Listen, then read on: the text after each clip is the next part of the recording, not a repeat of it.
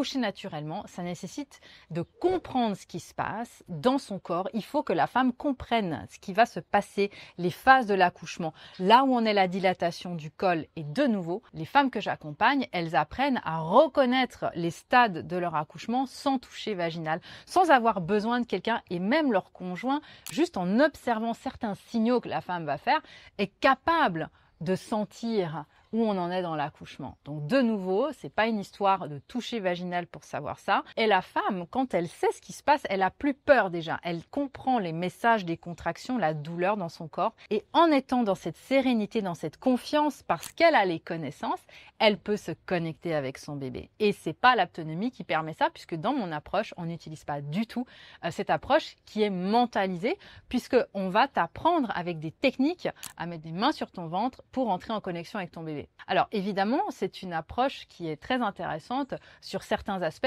Et aujourd'hui dans cette vidéo, je veux que tu comprennes que c'est pas ça qui va te permettre d'accoucher naturellement. Si c'était le cas, ça se saurait. Moi, j'ai pas échappé à la règle. J'ai fait de l'aptonomie, ça m'a servi à rien pour accoucher naturellement. On m'avait carrément même appris à respirer avec un sifflet. Aujourd'hui, sur Internet, tu peux trouver plein de méthodes, on va te dire d'inspirer un certain nombre de secondes, d'expirer un certain nombre de secondes, de plaquer ton ventre contre ta colonne vertébrale en mobilisant tes abdos. Enfin bref, moi qui suis chercheuse, ça fait des années que j'écoute et que je regarde ce qui se fait au niveau des professionnels aussi. Et quand j'écoute et que je fais la somme de tout ce qu'on entend, je me dis, mon Dieu, comment font les femmes aujourd'hui pour y comprendre quelque chose et surtout, pourquoi on continue de dire aux femmes qu'il faut des méthodes pour gérer la douleur, alors qu'en fait, c'est justement là la problématique, c'est que les femmes, elles sont dans une démarche mentale.